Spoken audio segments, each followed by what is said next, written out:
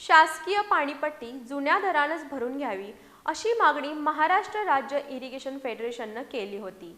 त्यानुसार जलमापक यंत्र बसवण्यासाठी जलसंपत्ती प्राधिकरणाच्या वतीनं 30 जून 2026 पर्यंत मुदतवाढीचा निर्णय घेतलाय।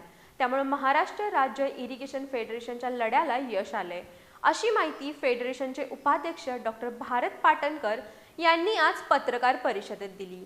याबाबतचा अंतिम निर्णय शासनानं घ्यावा, अन्यथा पुन्हा आंदोलन छेडलं जाईल असा इशारा त्यांनी केलाय। कृषी पंप ग्राहक आणि सहकारी पाणी पुरवठा संस्था यांच्या पाण्याच्या दराची जादा आकारणी रद्द करावी, तसंच शासकीय पाणीपट्टी जुन्या दरानंच करावी अशी मागणी महाराष्ट्र राज्य इरिगेशन फेडरेशनच्या वतीनं महाराष्ट्र जलसंपत्ती नियमन प्राधिकरणाकडे करण्यात आली होती। याबरोबरच शासकीय योजनांना प्रायोगिक तत्वावर जलमापक यंत्र बसवून त्याबाबतचा अभ्यास होईपर्यंत सहकारी पाणी पुरवठा संस्थांना मीटर न लावता जुन्या पद्धतीनं म्हणजेच प्रति हेक्टरी 1346 रुपये 40 पैसे याप्रमाणे पाणीपट्टी भरून घ्यावी अशी मागणीही केली होती। त्यानुसार जलसंपत्ती नियमन प्राधिकरणानं या प्रकरणी 30 जून 2026 पर्यंत मुदतवाढीचा निर्णय घेतलाय।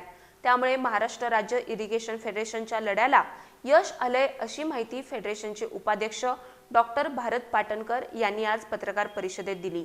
शासनानं याबाबत योग्य आणि अंतिम निर्णय घ्यावा, अन्यथा पुन्हा आंदोलन छेडलं जाईल असा इशारा यावेळी त्यांनी दिला।